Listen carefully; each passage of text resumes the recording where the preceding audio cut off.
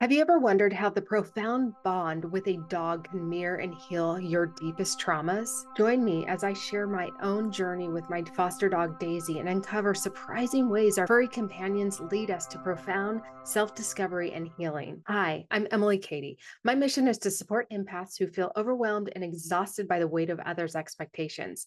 In my weekly Everyday Empath series, I share personal life lessons from my own spiritual awakening to help inspire and guide you on your spiritual journey. This video is part 2 of Discover How My Foster Dog Struggle Taught Me to Heal My Own Trauma. In part 1, I discuss how I worked with Archangel Raphael to understand how to address Daisy's trauma triggers, especially when she saw other dogs. In that video, I shared how I needed to drop my own guard so that I could become vulnerable to Daisy.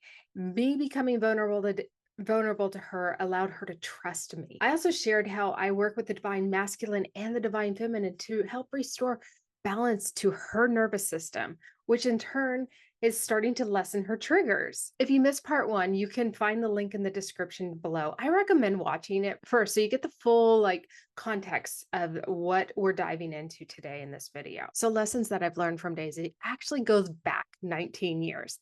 Daisy's only 6. How am I learning lessons from her 19 years ago? This is how, guys. Okay, I adopted this beautiful American Bulldog mix named Scout 19 years ago from the same nonprofit that Daisy came from. Scout was an untrained 8-month-old bully breed. And if you know anything about bully breeds, they are really tough to train. And if you don't train them early on, they're even harder. They're named bullies because they have a thick skull and they just want their way, and they're settled with it. It's their way or the highway. I was naive and I thought, oh, I can train this dog. Scout had been rejected by her original family. They adopted her or got her as a little puppy, then had a baby and decided that they didn't want Scout. So they sent her off to the shelter. Scout spent months at a shelter until the nonprofit picked her up before she was going to be euthanized. And so Scout she was a shelter dog. She was untrained. She was unruly. And I'll never forget the day I called the nonprofit. I felt led to call this one specific nonprofit. And I said, I want your sweetest dog that is really mean looking and nobody will adopt. That's the dog for me. So here comes Scout. 19 years ago, I adopt Scout. And I made this promise to her that I would never let her down.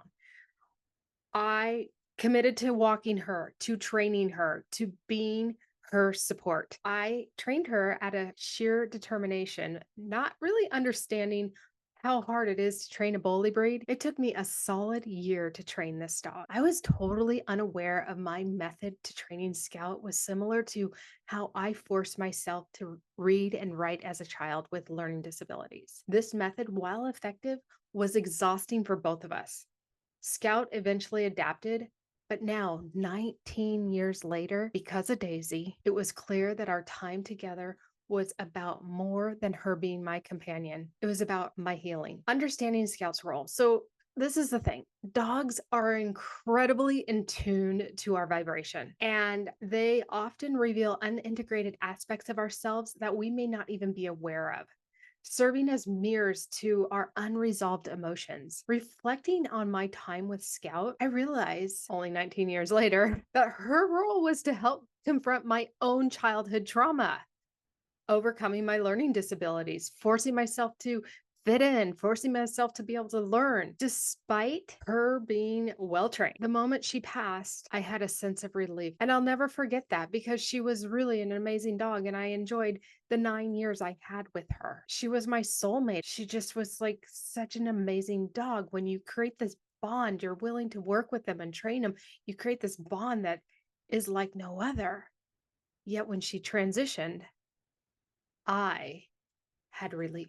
I didn't understand it. I get it now. While Scout was alive, she was constantly mirroring my buried childhood anxiety. Her goal was trying to help me heal this anxiety. You see, dogs are the ultimate empath. They sense our feelings and they reflect it back to us, hoping that we will address these emotions. When we take the time to acknowledge and work through these buried feelings, that's when the true healing begins. Please note, I am not a licensed therapist. What I am sharing comes from my personal experiences and what is intended for informational and entertainment purposes only. If you are dealing with buried emotions that are too traumatic to handle on your own, please, please, please seek a professional therapist. Now I have Daisy. She's come into my life. She's so sweet. She's this big, huge black lab pit bull mix. She probably weighs close to 100 pounds. Sweet, sweet, sweet, sweet soul. But she gets triggered. Daisy came with trauma. I'm a different person compared to when I had Scout. I am no longer determined and like forcing Daisy as I did Scout to conform to my expectations.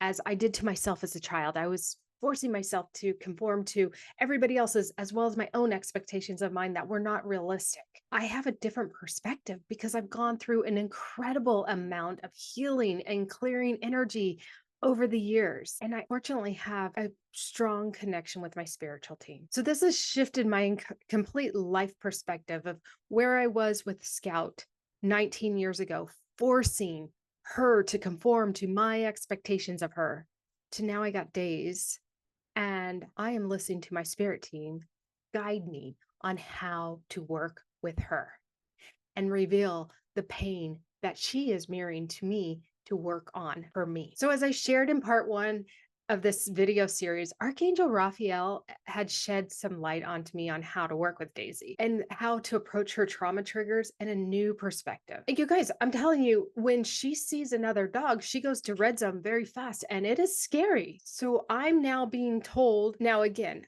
please, what I'm sharing with you, this is my own personal information. I have a strong connection with my spirit guides and I've trained very difficult dogs. So I have some experience under my belt. So if you have a dog that is dog aggressive, I would recommend working with a dog trainer. I am working with Daisy and she's getting active into that red zone. And I'm being told by Archangel Raphael to work with the divine masculine and divine feminine. So the divine masculine's having courage, setting strong boundaries with her.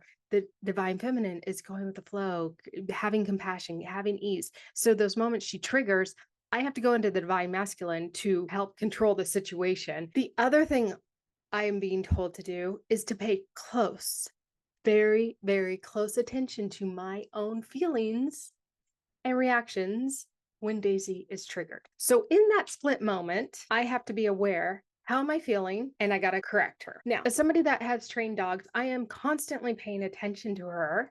I'm 100% aware of where she's at, unless I'm at home and I'm not in a position to monitor every moment. But if I'm taking a walk, my eyes are on her. I'm paying attention to her body language so I can correct her before she ever really triggers. And before I can also pay attention to myself as I'm seeing her wanting to trigger, I can check in and go, okay, how am I feeling in these moments? What Daisy is doing for me, and as crazy as this sounds, is she is mirroring buried emotions that are in me. She's bringing them to the surface. It is my job to work through them.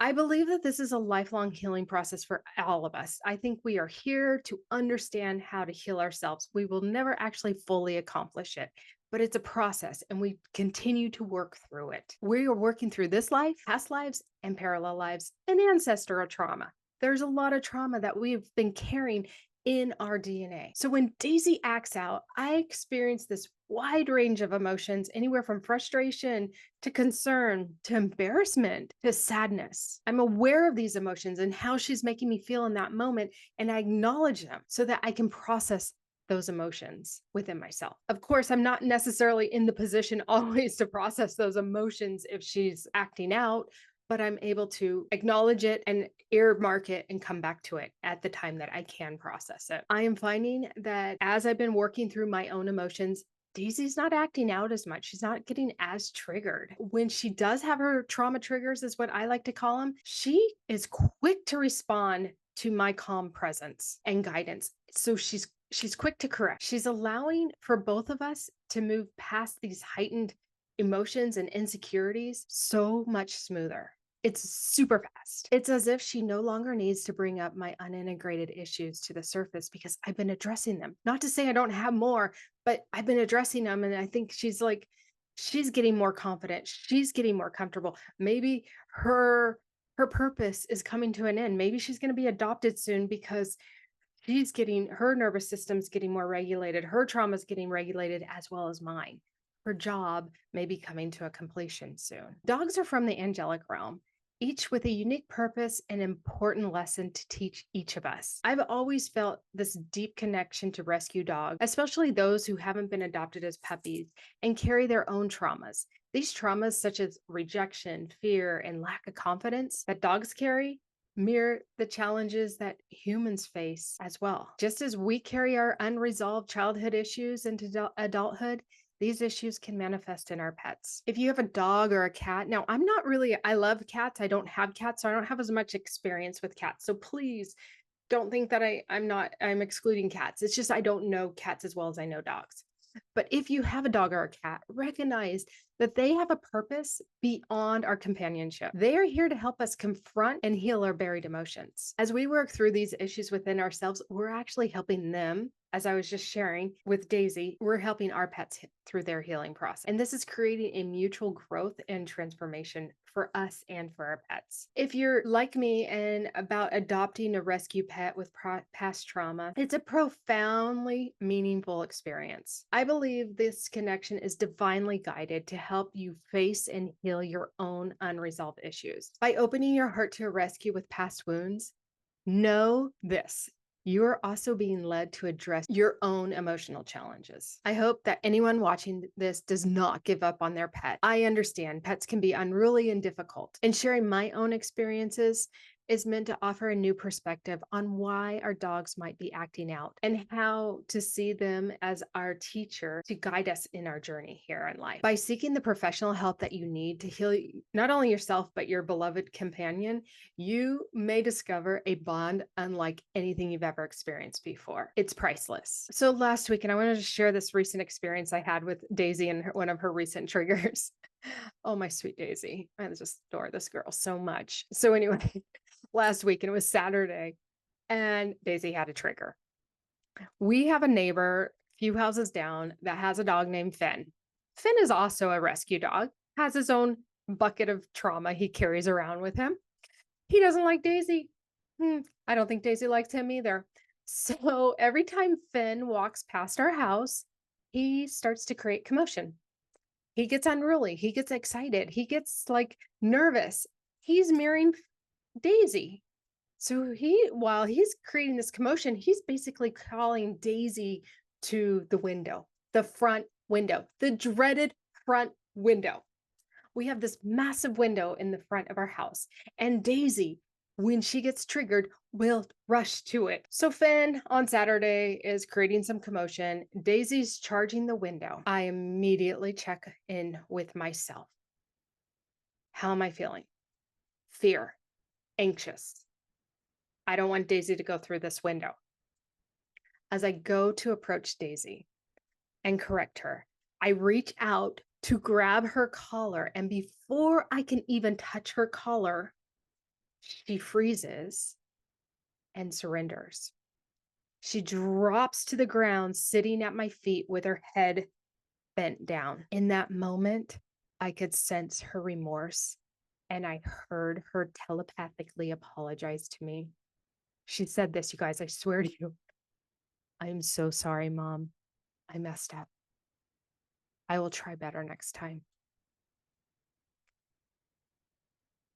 With me working with Daisy over the last few months of helping reset her nervous system, of connecting with my own self, Daisy is now self-correcting without me having to touch her.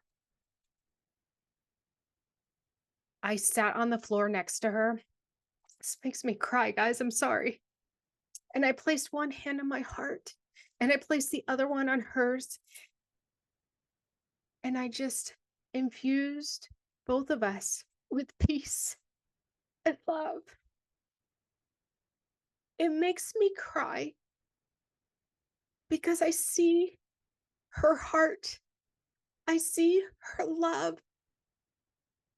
And she's really trying. I sat with her and I reassured her that I understood her fear. I understood that Finn brings stress and anxiety to her, makes her nervous. I understood because I felt that same energy when Daisy was charging the window. I then reassured her that she's safe and that we will protect her from Finn or any other dog. I told her that she doesn't need to worry and that she can completely ignore dogs whenever they walk past our house or when we're out on a walk and we encounter them. She doesn't even have to pay attention to them because we have her protected. By doing this, I was able to quickly help Daisy regain her sense of calm and security, reset her nervous system, reinforce our bond, and allow her to feel more at ease with similar situations moving forward. I am constantly building Daisy's self-esteem and trust, reassuring her that she does not need to protect us, that that's our responsibility. She can rely on us to keep her safe, allowing her to fully trust and relax. I'm essentially alchemizing Daisy's energy using the law of alignment, guiding her towards her future self, where she can calmly and confidently ignore other dogs and the encounters with them. Now, as I go through this process, I must take time to acknowledge where I may be feeling unsafe, lacking confidence, and struggling with trust. You see, Daisy is constantly reflecting back to me areas in myself that needs attention and growth. If you're ready to identify and overcome the areas of your life that might be blocking you from flourishing, I invite you to book a session with me. Just as I work with myself daily, as well as Daisy, I help many clients uncover and address energetic trauma blocks from this life, past life, and experiences in parallel lives. By collaborating with your spirit team, we're able to alchemize these energies and bring you back into alignment with the law of alignment, guiding you towards the desired outcomes that you want. Let's work together to transform your challenges into growth and achieve the fulfillment you seek. Book a session today. The link is below, and to start your journey towards a more vibrant and aligned life. I just want to share with you, because I've infused my healing abilities and spiritual work into helping Daisy and myself, we're both experiencing great progress. I feel more calm and centered when facing challenges, whether with Daisy or at my everyday stuff that's going on, as well as Daisy is less responsive to her triggers. I'm seeing her this morning, went on a walk, not even fazed by the dogs that we walked past. Dogs walking past her front of the house. The triggers are starting to go down. They're not completely gone, but they're starting to lessen. I no longer focus solely on correcting her behavior. Instead, I see Daisy as my teacher, helping me address and heal my buried emotions. Working with Daisy has been a different experience than it was with Scout. While Scout was more about focus and discipline, Daisy and I are learning how to dance in harmony together. I am deeply grateful for both of these incredible dogs and the lessons that they have brought into my life. What are lessons your pet is teaching you? Please share in the comments below. I would love to hear your stories about you and your beloved pets, even if it's a lesson that just came to you out of watching this video, the realization of what your pet is teaching you.